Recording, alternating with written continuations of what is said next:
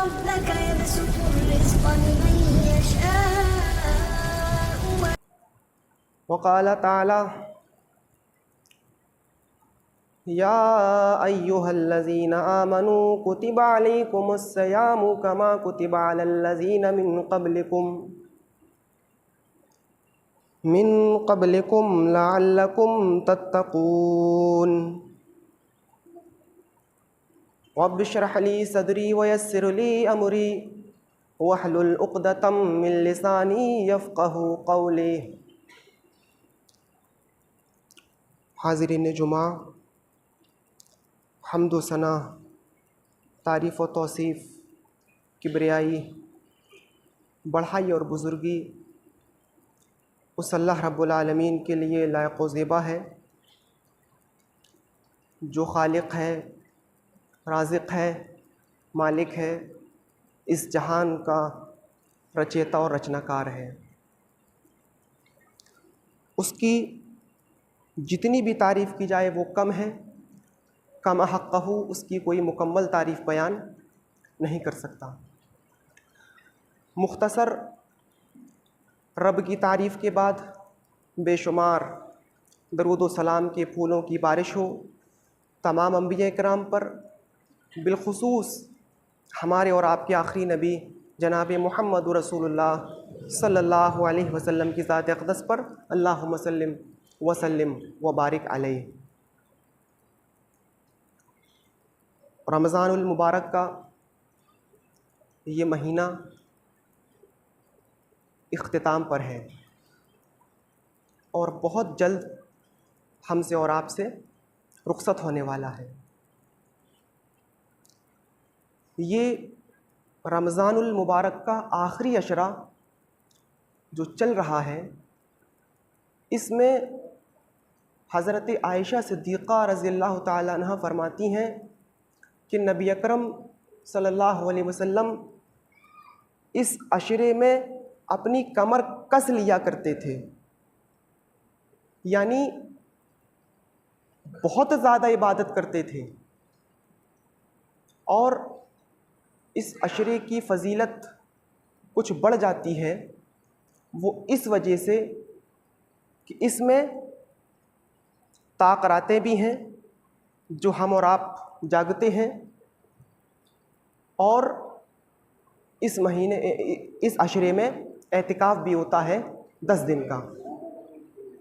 تو اس مہینے کی اندر یہ 10 دنوں کی اہمیت کچھ بڑھ جاتی ہے، کچھ اس میں بڑھوتری ہو جاتی ہے، اور اسی لیے نبی اکرم صلی اللہ علیہ وسلم بھی ان 10 دنوں میں اور زیادہ اپنی کمر کس لیا کرتے تھے اور بہت زیادہ عبادت کرتے تھے۔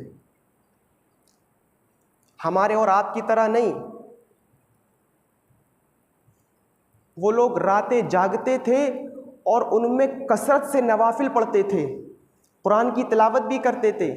ہمارے اور آپ کی طرح کھانے اور پینے میں راتوں کو نہیں گزارتے تھے، ان کی نیتیں خالص ہوتی تھیں، وہ اس بات کو جانتے تھے کہ اگر ہماری نیت ٹھیک نہیں ہے، اگر ہماری نیت کے اندر کھوٹ ہے، اگر ہماری نیت خالص نہیں ہے تو ہماری کوئی بھی عبادت قبول نہیں کی جائے گی۔ عبادتوں کی قبولیت کے لیے شریعت اسلامیہ نے بھی کچھ شرائط بتائے ہیں، کچھ شرطیں بتائی ہیں۔ اس میں سے ایک شرط یہ بھی ہے کہ آپ کی نیت خالص ہونا چاہیے، آپ کے دل کے اندر کھوٹ نہیں ہونا چاہیے۔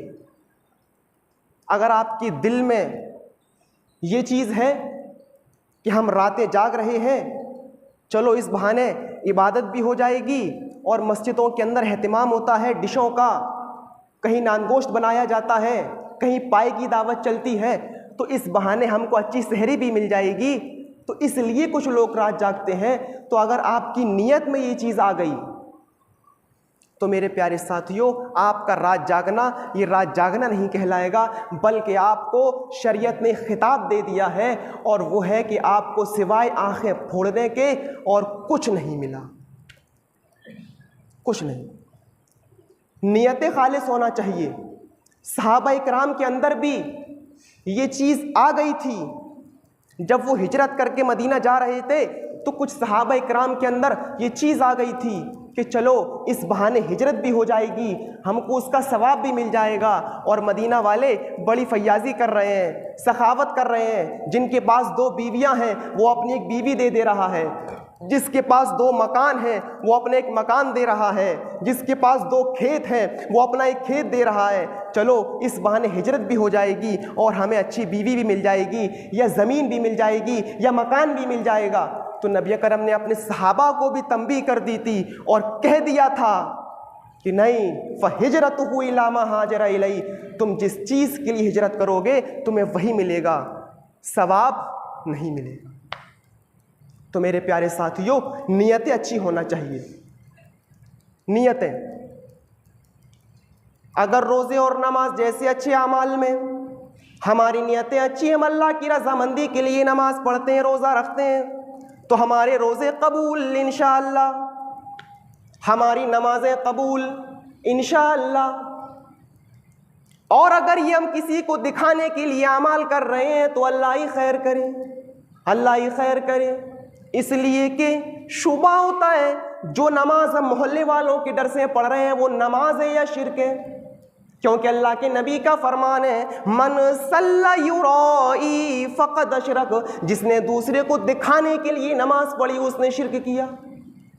ہم اس لیے مسجد میں آ گئے کہ جمعہ تک کی نماز نہیں پڑھیں گے تو محلے والے کہیں گے دیکھو جمعہ تک کی نماز نہیں پڑھتا ہے, یہ حج کرایا ہے, یہ مولوی ہے, یہ حافظ ہے. اگر ہم جمعہ تک کی نماز نہیں پڑھیں گے تو لوگ کہیں گے دیکھو کتنا بڑا کمینہ ہے, جمعہ تک کی نماز نہیں پڑھتا ہے. اب ہم مسجد کے اندر جو آئے, سنیچر نہیں, اتوار نہیں, سوم نہیں, منگل نہیں, بدھ نہیں, جمعرات نہیں, جمعہ کو اگلی صف میں بیٹھے ہوئے ہیں.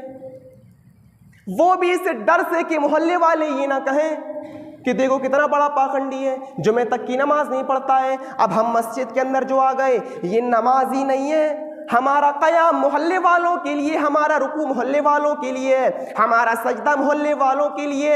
اب یہ نماز نہیں ہے. جس کے ڈر سے ہم مسجد میں آ گئے اس کو رکوع لکھا جائے گا, اس کو سجدہ لکھا جائے گا. فرمایا من صلی یرائی فقد اشرک, جس نے دوسرے کو دکھانے کے لیے نماز پڑھی اس نے شرک کیا. شرک, عبادت صرف اللہ کے لیے ہونا چاہیے, کسی اور کے لیے نہیں. وَاعْبُدُوا اللَّهَ مُخْلِصِينَ لَهُ الدِّينَ, اللہ کی عبادت کرو خالص, اس کے دین کو خالص کرتے ہوئے صرف اسی کے لیے عبادت کرو. بخاری شریف کی حدیث کو اٹھائیے, زبردست جوڑ دینے والی وہ روایت جس سے ہماری نیتوں کی حالات کا پتہ چلتا ہے. فرمایا قیامت سب سے پہلے 3 قسم کے لوگوں سے دہکائی جائے گی. جہنم میں سب سے پہلے جائیں گے ہی 3 قسم کے لوگ. یہ 3 طرح کے لوگ, کہتے نہیں جب ہمارے ہاں لکڑیاں گیلی ہوں اور اس میں آگ آپ لگائیے تو جلدی سے آگ نہیں لگتی ہے, ان لکڑیوں کو دہکانے کے لیے مٹی کا تیل ڈالا جاتا ہے, مٹی کا تیل ڈال کر اس میں آگ لگائی جاتی ہے تاکہ آگ آسانی سے لگ جائے. اللہ کے نبی فرماتے ہیں کہ جہنم میں آگ ہی نہیں لگے گی, جہنم دہکائی جائے گی ان 3 قسم کے لوگوں سے. ان 3 لوگوں سے, 3 قسم کے لوگوں کو جہنم میں سب سے پہلے ڈالا جائے گا. آواز آئی, ایک صحابی کھڑی ہوئی, اللہ کے رسول کون لوگ ہیں ذرا بتا دیجئے, ان کی نشاندہی بھی آپ کر دیجئے. اللہ کے نبی نے فرمایا سب سے پہلے شہید, جس نے اپنی جان تک قربان کر دی, اپنی جان تک کا نذرانہ پیش کر دیا, میدان جنگ میں لڑا, اس نے اپنی گردن تک کٹا دی, وہ جہنم میں سب سے پہلے ڈالا جائے گا. اس کے پیچھے پیچھے امیر دولت مند جس نے بہت زیادہ صدقہ و خیرات کیا ہوگا, جس نے زکاتیں نکالی ہوں گی, غریبوں کا خیال رکھا ہوگا, اس کو جہنم میں سب سے پہلے ڈالا جائے گا. اور تیسرے نمبر پر عالم قرآن, عالم حدیث کو جہنم میں سب سے پہلے ڈالا جائے گا. ان 3 قسم کے لوگوں سے جہنم دہکائی جائے گی. کوئی آدمی یہ نہ کہے ہم پر ڈھال کر یہ بات کہی جا رہی ہے, امیر لوگ یہ نہ سوچیں ہم صدقہ و خیرات کرتے ہیں, چندے والوں کو دیتے ہیں, مدرسے والوں کو دیتے ہیں, نہیں, ہم پر ڈھال کر یہ بات کر رہے ہیں. قرآن و حدیث کسی کو چھوڑتی نہیں ہے, جس کے اوپر جائے وہ اپنی اصلاح کرے, پرواہ نہیں ہے کسی کی. قرآن و حدیث کسی کی پرواہ نہیں کرتی ہے، چاہے وہ بات نبی اکرم کے چچا کے خلاف ہو یا آپ کی ماں کے یا باپ کے خلاف جائے، وہ کسی کے بھی اوپر جا سکتی ہے۔ کتاب و سنت نے کبھی کسی کی رعایت نہیں کی ہے۔ 3 قسم کے لوگوں کو جہنم میں سب سے پہلے ڈالا جائے گا۔ آواز آئی، ایک صحابی کھڑے ہوئے، اللہ کے رسول، اس آدمی کو جہنم میں کیوں ڈالا جائے گا جس نے اپنی جان تک قربان کر دیا، اپنی جان تک کا نذرانہ پیش کر دیا، میدان جنگ میں لڑا، اس نے اپنی گردن تک کٹا دی، وہ جہنم میں کیوں جائے گا؟ فرمان رسول سنو، بے شک وہ لڑا، تلوار بھی چلائی، ہاں وہ جہنم میں کیوں جائے گا؟ سنو، اس لیے جائے گا کیونکہ اس نے تلوار بھی چلائی، کئی کافروں کو، سینکڑوں کو اس نے واصل جہنم بھی کیا، جہنم میں بھی پھینکا، ان کو قتل بھی کیا، ان کو جہنم میں بھی پہنچایا، لیکن جب تک وہ میدان جنگ میں ڈٹا رہا، جب تک میدان جنگ میں ڈٹا رہا، اس کے دل میں یہ نہیں تھا کہ میں جنگ اللہ کے لیے کر رہا ہوں، مجھے ثواب ملے گا، بلکہ وہ تلوار اس لیے چلاتا تھا میدان جنگ میں تاکہ اس کو بہت بڑا بہادر کہا جائے، بہت بڑا جری کہا جائے۔ وہ دیکھتا تھا کافر کھڑے ہوئے ہیں تو ان کے پاس دوڑ کر جاتا تھا دلیری دکھانے کے لیے تاکہ اس کو بہت بڑا دلیر کہا جائے۔ جب وہ کسی کافر کو مارتا تھا تو شاباشی پاتا تھا، وہ اس لیے یہ کام کر رہا تھا کہ اس کو شاباشیاں ملیں۔ ان معاملوں میں شاعر لوگ سب سے آگے ہوتے ہیں۔ اگر کسی شاعر کے شعر پر زیادہ واہ واہی نہ ہو تو زبردستی کہلواتے ہیں۔ کیوں نہیں کہتے ہو؟ کہو میرا شعر یتیم ہو گیا ہے کیا؟ وہ کہلواتے ہو رہے ہیں زبردستی، مطلب شعر آپ کو پسند آئے یا نہ آئے لیکن آپ کو واہ واہ کہنا ہے، زبردستی کہلواتے ہیں۔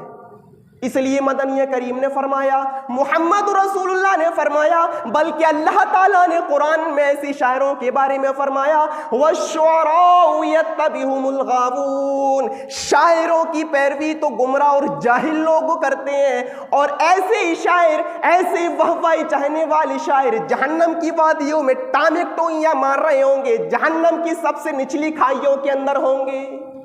یہ قرآن کہہ رہا ہے۔ قرآن شاعر خیالات کی وادیوں میں گھومتے رہتے ہیں، شعر پسند نہیں آتا پھر بھی واہ واہی کہلواتے ہیں۔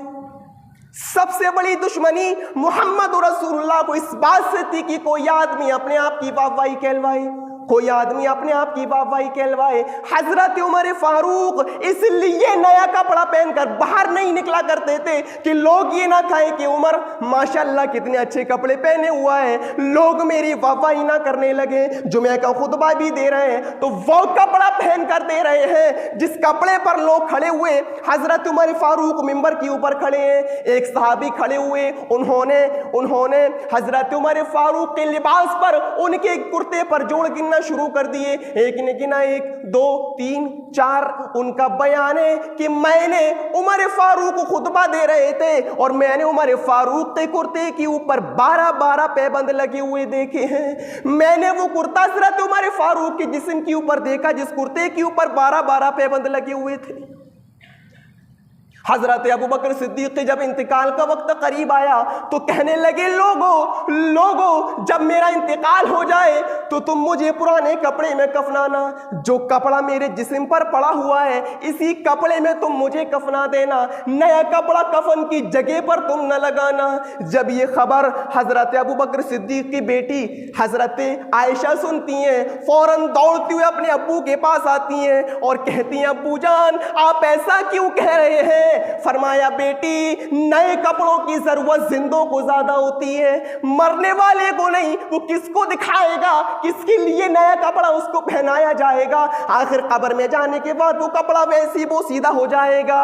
میری بیٹی میں خلیفہ ہوں، امیر المومنین ہوں، اور اس لیے یہ وصیت کر رہا ہوں کہ نیا کپڑا کسی غریب کو دے دیا جائے، وہ کچھ دعائیں دے گا۔ آئے لوگوں تم یہاں موجود ہو، سارا مجمع موجود ہے، ایک بات کو تم غور سے سن لو، جب میرا انتقال ہو جائے تو مجھے پرانے کپڑے میں کفنانا اور اسی کپڑے میں تم مجھے دفن کر دینا، نیا کپڑا میرے جسم پر کفن کی جگہ پر تم نہ لگانا۔ اور اسی وصیت پر عمل کیا گیا اور حضرت ابوبکر صدیق کو انہی پرانے کپڑوں میں کفنا دیا گیا جن کپڑوں میں ان کا انتقال ہوا تھا، نیا کپڑا ان کے جسم پر نہیں لگایا گیا۔ वाहवाही से बचने वाले लोग थे, ये शोहरत से बचने वाले लोग थे। ये अल्लाह के नबी फरमाते हैं, मुझे अपने इंतकाल के बाद इस बात का डर नहीं है कि मेरी उम्मत शिर्क में मुब्तला हो जाएगी। मुझे अपने इंतकाल के बाद इस बात का डर नहीं है कि मेरी उम्मत शिर्क में मुब्तला हो जाएगी, बल्कि डर इस बात का है कि शिर्क असगर में मुब्तला हो जाएगी, छोटे शिर्क में। साहबा ने कहा, अल्लाह के नबी छोटा शिर्क क्या है, शिर्क असगर क्या है? अल्लाह के नबी फरमाते, इन्ना खवफू मा खाफू अश्शिरकुल असगर, तुम्हारे ऊपर मुझे डर शिर्क असगर का है। और शिर्क असगर ये है अर्रिया, अर्रिया, अर्रिया। अल्लाह के नबी ने 3 बार फरमाया, दिखावा, रिया, नमूद, दूसरों को दिखाने के लिए कोई काम करना, ये शिर्क असगर है, शिर्क असगर। इफ्तार पार्टियों पर जरा नजर डाल लीजिए, उसने इफ्तार में ये खिलाया था, मैं ये खिलाऊंगा। अच्छा, उसने इफ्तार में 200 आदमी बुलाए थे, मैं 250 का इंतजाम करूंगा। उसने इफ्तार में इतने आइटम रखे थे, मैं इतने आइटम रखूंगा। खुलूस नहीं दिखाई दे रहा हमारी इबादतों के अंदर। मस्जिदों के अंदर भी माफ कीजिएगा खुलूस नजर नहीं आ रहा है। उसकी मस्जिद ऐसी, हम अपनी और शानदार बनवाएंगे।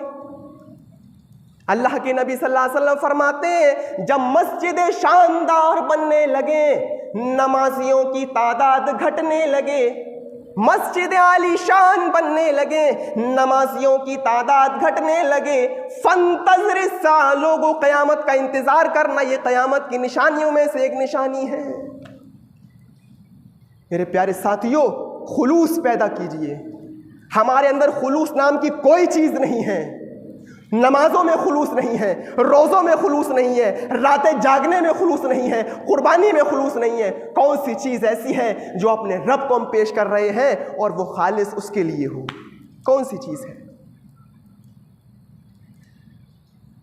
खुलूस आप कितने ही रोज़े रख लीजिए, पूरी जिंदगी आप रोजे रखते रहिए, नमाजें पढ़ते रहिए, लेकिन अगर आपके अंदर खुलूस नहीं है तो आपकी सारी जिंदगी के रोजे, सारी जिंदगी की नमाज, सारी जिंदगी की इबादत आपके मुंह पर मार दी जाएगी। आपको उसका जर्रा बराबर भी सवाब नहीं मिलेगा, बल्कि ये चीज आपके लिए बाइस जहन्नम और बाइस अजाब बन के रह जाएगी।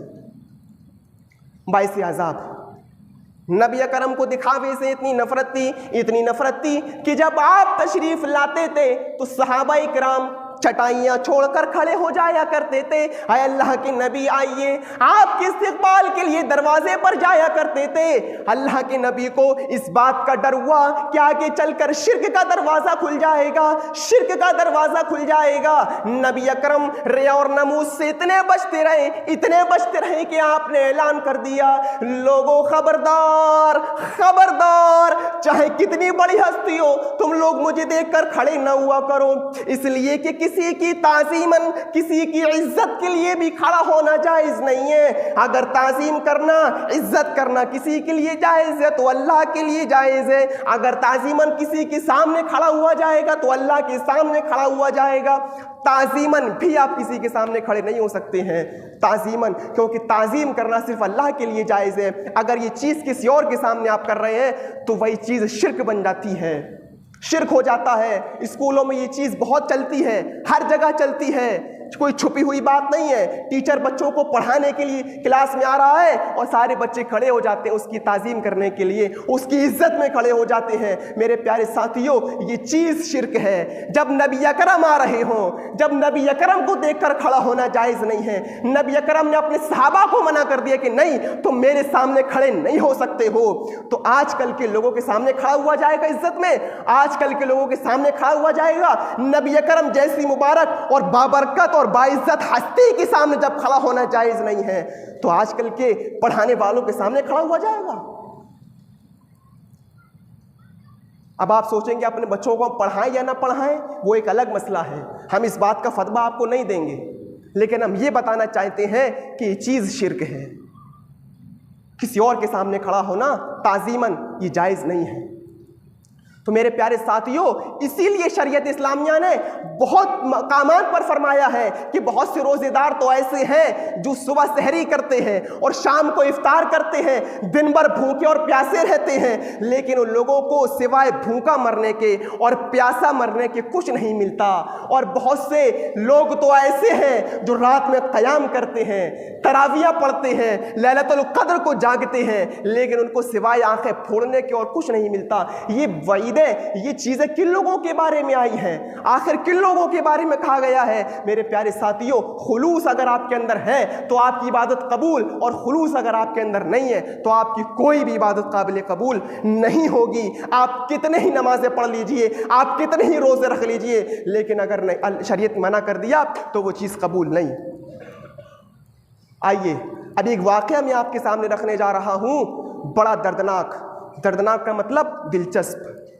شاید یہ واقعہ آپ نے پہلے نہ سنا ہو، سنیے، اور ہماری مائیں بہنیں بھی اس واقعے کو ذرا غور سے سنیں اور عبرت حاصل کریں۔ حضرت خنسا کا، خنسا کے دو مناظر ہیں۔ وہ منظر تو آپ نے دیکھا ہوگا حضرت خنسا کا، جب اس کے بھائیوں کا انتقال ہو جاتا اور مر جاتے ہیں جنگ میں تو مرثیہ پڑا کرتی تھی، وہ ایک الگ اس کا معاملہ ہے۔ لیکن حضرت خنسا کا اپنے بیٹوں کے ساتھ کیا معاملہ تھا، کس طریقے سے وہ اپنے بچوں کے دلوں میں خلوص پیدا کر رہی ہے، کس طریقے سے وہ اپنے بچوں کے اندر الہیت پیدا کر رہی ہے اور دین کے لیے پرورش کر رہی ہے، پروان چڑھا رہی ہے۔ حضرت خنسا کا ذرا اس منظر کو آپ دیکھیے۔ حضرت خنسا کے 4 بیٹے ہیں، 4 بیٹے، لیکن ابھی نابالغ ہیں، ابھی بالغ نہیں ہیں۔ حضرت خنسا کے 4 بیٹے اپنے گھر میں موجود تھے۔ حضرت خنسا کھانا بنا چکی تھی، اپنے بچوں کو کھانے پر بلاتی ہے، آئے میرے بیٹو آؤ، دسترخوان لگا ہوا ہے، کھانا کھانے کے لیے آ جاؤ۔ حضرت خنسا کے وہ بیٹے اپنی ماں کی آواز سنتے ہیں اور فوراً دوڑ پڑتے ہیں۔ آج کل کی اولاد کی طرح نہیں، ماں باپ چیختے اور چلاتے رہے لیکن بیٹے کے سر پر جواں نہیں رینگتا ہے۔ بیٹا موبائل میں لگا ہوا ہے، ماں چیخ رہی ہے، بیٹے کو پرواہ نہیں ہے، باپ چلا رہا ہے، بیٹی کو ذرا اپنے باپ کا بھی خوف نہیں ہے کہ میرے ابو گھر میں موجود ہے، موبائل کو ہم سائڈ میں رکھ دیں۔ آج کل کی ناکارہ اولادوں کی طرح نہیں، حضرت خنسا نے اپنے بچوں کو آواز دی اور اس کے بچے فوراً دوڑتے ہوئے آ گئے۔ اچھا، اس میں ایک چیز اور ہے، ہم لوگ یہ تو کہہ دیتے ہیں کہ ہمارا بچہ سنتا نہیں ہے، ہمارا بیٹا ہماری بات نہیں مانتا، لیکن کیا سارا قصور آپ کے بچوں کا ہی ہے؟ آپ کا بیٹا آپ کی بات نہیں مانتا ہے، ذرا کبھی آپ نے سوچا ہے کہ اس میں آپ کا قصور کتنا ہے اور آپ کے بچے کا قصور کتنا ہے؟ اب آپ کہیں گے ہمارا قصور، جی ہاں، اگر آپ کا بچہ آپ کی بات نہیں مانتا ہے تو غور کیجئے آپ نے اپنے بچے کو کھلایا کیا ہے، آپ نے اپنے بچے کو پلایا کیا ہے، آپ نے اپنے بچے کو پہنایا کیا ہے، آپ نے اپنے بچے کی پرورش کیسے کی ہے، حلال سے کی ہے یا حرام سے کی ہے؟ ذرا ان چیزوں پر بھی ہمیں اور آپ کو غور کرنا چاہیے اور آج کل کے ماں باپ کو سوچنا چاہیے۔ آپ کیا سمجھتے ہو، جب آپ حرام کمائی اپنے بچے کو کھلاؤ گے، حرام پیسے کے کپڑا اس کو پہناؤ گے، جب بچپن سے ہی اس کے خون میں شیطان دوڑے گا، حرام کمائی کا خون دوڑے گا، تو آپ امید رکھتے ہو کہ آپ کا بچہ آپ کی بات مانے گا؟ آپ کا بچہ بڑے ہو کر آپ کی اطاعت کرے گا؟ حضرت مبارک کا واقعہ آپ نے سنا ہوگا، ہم تفصیل میں نہیں جائیں گے۔ حضرت مبارک جو ایک باغ میں کام کیا کرتے تھے اور باغ کے مالک کے ہاں جب کچھ مہمان آئے تو حضرت مبارک سے اس مالک نے کہا، آئے مبارک، ہمارے خاص مہمان آئے ہوئے ہیں، ذرا تم آم توڑ کر لاؤ اور میٹھے میٹھے آم توڑ کر لانا، کھٹے آم مت لانا، ہمارے خاص مہمان بیٹھے ہوئے ہیں۔ مبارک کو کیا معلوم کون سا آم کھٹا اور کون سا میٹھا؟ مبارک جاتے ہیں، کچا، پکا، میٹھا، کھٹا، ہر طریقے کے آم توڑے اور ٹوکری بھر کے اپنے مالک کے سامنے رکھ دیا، لیجئے کھائیے کھائیے۔ اور جب مالک نے آم کھایا تو کھٹا نکلا، کوئی میٹھا نکلا، کوئی کچا نکلا، تو ڈانٹا مبارک کو، آئے مبارک، تمہیں ہمارے یہاں کام کرتے ہوئے کئی سالیں گزر چکی ہیں، ایک عرصہ گزر چکا ہے، تم کو معلوم نہیں ہے کون سا آم کھٹا اور کون سا میٹھا؟ مبارک کا جواب سنو، مبارک کہتے ہیں، میرے مالک، آپ نے مجھے باغ کی دیکھ ریکھ کرنے کے لیے رکھا تھا، مجھے باغ کا آم کھانے کی اجازت آپ نے مجھے نہیں دی تھی۔ اللہ کی قسم میں نے آج تک آپ کے باغ کا ایک بھی آم توڑ کر نہیں کھایا، جو گر جاتا تھا میں اس کو اٹھا کر آپ کے گھر پہنچا دیتا تھا، میں نے آج تک کوئی آم نہیں کھایا، میں کیسے بتا سکتا ہوں کون سا آم کھٹا اور کون سا آم میٹھا؟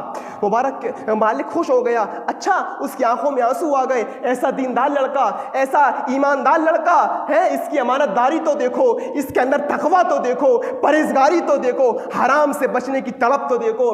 وہ مالک اپنے گھر جاتا ہے، اپنی بیوی سے مشورہ کرتا ہے اور اپنی بیٹی کا نکاح اس لڑکے سے کر دیتا ہے، اس مبارک سے۔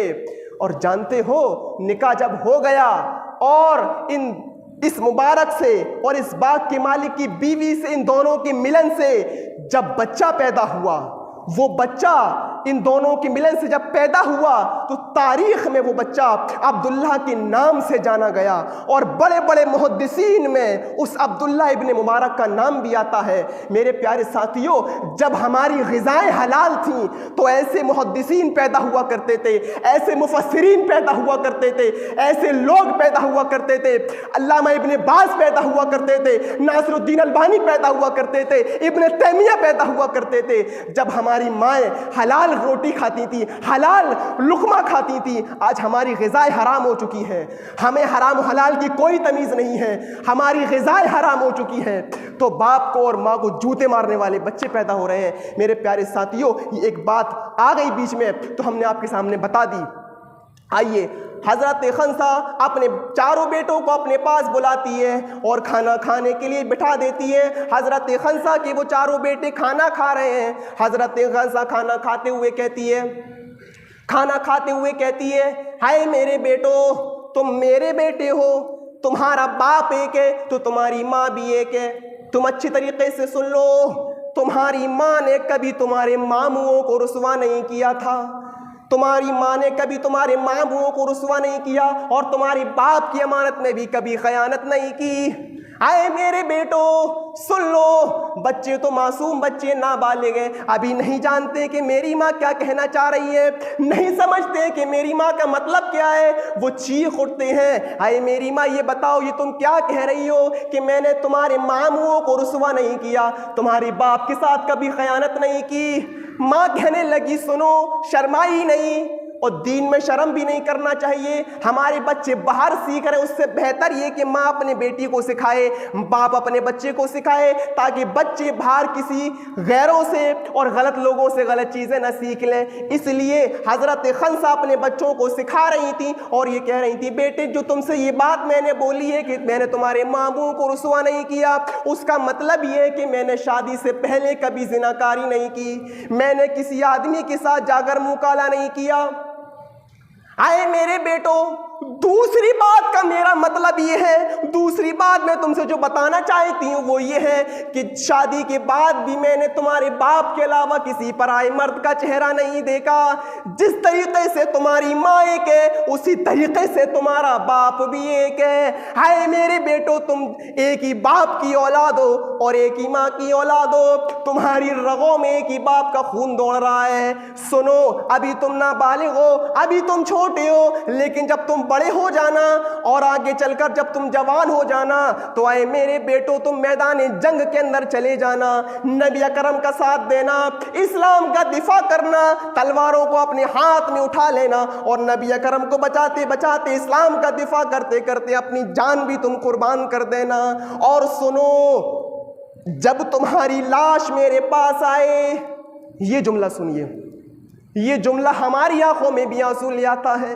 آئے میرے بیٹو، جب تمہاری لاش میرے پاس آئے، جب ایک قاصد تمہاری باڈی کو میرے پاس لے کر آئے تو میں تمہارے کپڑوں کو پھاڑوں گی، میں تمہارے کپڑوں کو الگ الگ کر دوں گی اور میں تمہاری پیٹھ بھی دیکھوں گی، تمہارا سینہ بھی ٹٹولوں گی۔ او میرے بیٹو، میں تمہارے سینوں پر تیروں کے نشان دیکھنا چاہتی ہوں، میں تمہارے سینوں پر تلواروں کے نشان دیکھنا چاہتی ہوں۔ مطلب یہ کہ تم پیٹھ گھما کر واپس نہ آنا، میدان جنگ میں اسلام کو بچاتے بچاتے اگر تمہاری جان جان بھی قربان ہو رہی ہے تو خوشی خوشی اپنی جان کا نذرانہ دے دینا اور اپنے سینوں پر تلوار لینا, اپنے سینوں پر تم تیروں کے نشان پڑوانا. اگر تمہاری پیٹھ پر ایک بھی تیر کا نشان میں نے دیکھ لیا اور تمہاری پیٹھ پر میں نے تلوار کا نشان دیکھ لیا تو اے میرے بیٹو میں تم سے راضی نہیں ہوں گی, میں تم سے خوش نہیں ہوں. میں اسی وقت تم سے راضی ہوں گی جب تمہارے سینوں پر تیروں تلواروں کے نشان آئیں گے. تصور کیجئے, اندازہ لگائیے. اس کے بعد جو جملہ خنسا نے بولا وہی ہمارے موضوع سے ٹچ ہے اور اسی لیے ہم نے اس واقعے کو اس میں رکھا ہے. اسی لیے حضرت خنسا کہتی ہیں اے میرے بیٹو یہ سارے کے سارے کام, شہید ہونا, جنگ میں جانا, تیروں کے نشان اپنے سینے پر کھانا, یہ ساری کی ساری چیزیں اللہ کے لیے ہونا چاہیے, خلوص کے ساتھ, للہیت کے ساتھ. ان چیزوں میں ریا داخل نہ ہونے پائے, نمود داخل نہ ہونے پائے. واہوائی چاہنے کے لیے تم یہ سارے کام نہ کرنا بلکہ اللہ کی رضامندی کے لیے سارے کام کرنا.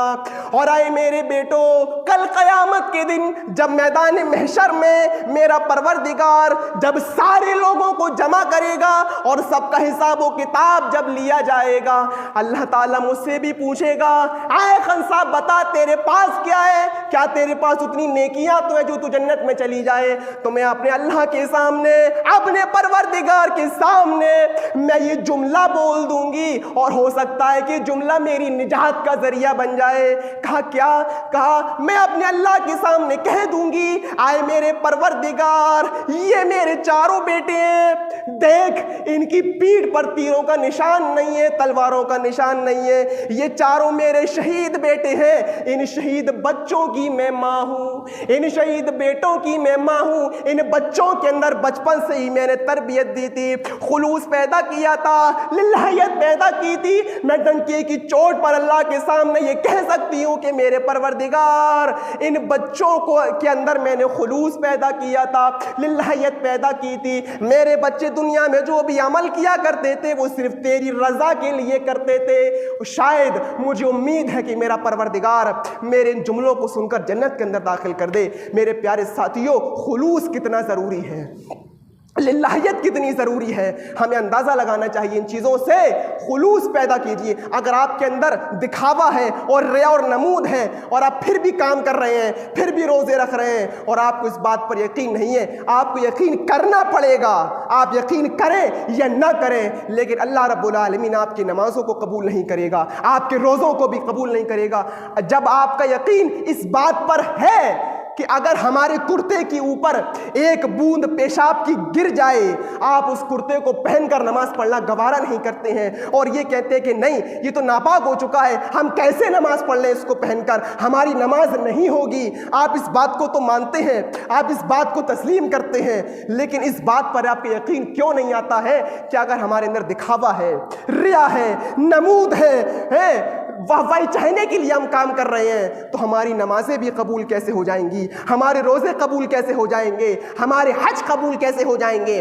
تو میرے پیارے ساتھیوں یہ رمضان المبارک کا آخری جمعہ تھا, آپ دعا کیجئے اللہ سے اور عبادت کیجئے. یہ 2-3 دن اور بچے ہوئے ہیں, اس میں منائیے, ایک اور رات بچی ہوئی ہے, اس کو کھانے اور پینے میں مت گزاریے, اس رات میں عبادت کیجئے. اور ایک چیز اور میں آپ کے سامنے واضح لفظوں میں بیان کر دوں اور بتا دوں کہ ہمارے یہاں ہر مسجد کے اندر یہ اہتمام ہوتا ہے کھانے اور پینے کا. کہیں شربت بٹ رہے ہیں, کہیں بریانیاں بٹ رہی ہیں, کہیں حلوے بٹ رہے ہیں. میرے پیارے ساتھیوں اور ان چیزوں کو کھانے اور پینے کے لیے ایک ریوڑ آتا ہے بھیڑوں بکریوں کی طرح اور ٹوٹ پڑتا ہے ان چیزوں پر. نہ مسجد کا احترام باقی رہتا ہے, نہ مسجد کی عزت باقی رہتی ہے, نہ مسجد کی بقا باقی رہتی ہے, نہ مسجد کا احترام باقی رہتا ہے. آپ کر رہے ہیں کریے, لیکن یہ رسم اچھی رسم نہیں ہے. ان چیزوں سے بچنا چاہیے, پرہیز کرنا چاہیے. جامعہ سلفیہ کے استاذ اور بہت بڑے استاد جو ڈاکٹر بھی ہیں, مدنی بھی ہیں, انہوں نے بھی صاف طور پر کہہ دیا ہے ان رسومات سے بچنا چاہیے. اپنا فتویٰ نہیں رکھ رہے ہیں. بیت مسئلہ بتانے کا سب سے اچھا طریقہ تو مجھے یہ لگا جس کی طرف وہ جا رہا ہے منسوب کر دو, منسوب کر دو. اور یہ چیز بھی لوگ پوچھ رہے ہیں اور دے بھی رہے ہیں، یہ بھی کہہ رہے ہیں کہ مولانا ہم تو صدقۃ الفطر میں پیسے دے رہے ہیں، تو کیا ہمارا قبول کر لیا جائے گا؟ تو اس موقع پر بھی علامہ ابن باز کا فتویٰ میں آپ کے سامنے رکھ دوں اور جمہور اہل علم کا فتویٰ میں آپ کے سامنے رکھ دوں، صاف طور پر کہہ دیا ہے کہ لا نعلم ان احدا من اصحاب النبی صلی اللہ علیہ وسلم اخرج النقود فی زکوٰۃ الفطر، ہم نہیں جانتے کہ نبی صلی اللہ علیہ وسلم کے زمانے میں کسی بھی ایک صحابی نے صدقۃ الفطر میں رقم نکالی ہو اور پیسہ نکالا ہو۔ آپ کو ہمدردی ہے آپ ایکسٹرا میں دے دیجئے، لیکن صدقۃ الفطر میں آپ کو غلہ دینا پڑے گا۔ تو میرے پیارے ساتھیوں، ہم دعا کرتے ہیں کہ بار الہ جو کچھ ہم نے کہا ہمیں بھی اور سبھی سننے والوں کو عمل کی توفیق عطا فرما، الہ العالمین ہمارے اندر خلوص پیدا فرما، للہیت پیدا فرما، دکھاوے سے ہم کو بچا لے۔ بعباده قديرا بصيرا ولا تقل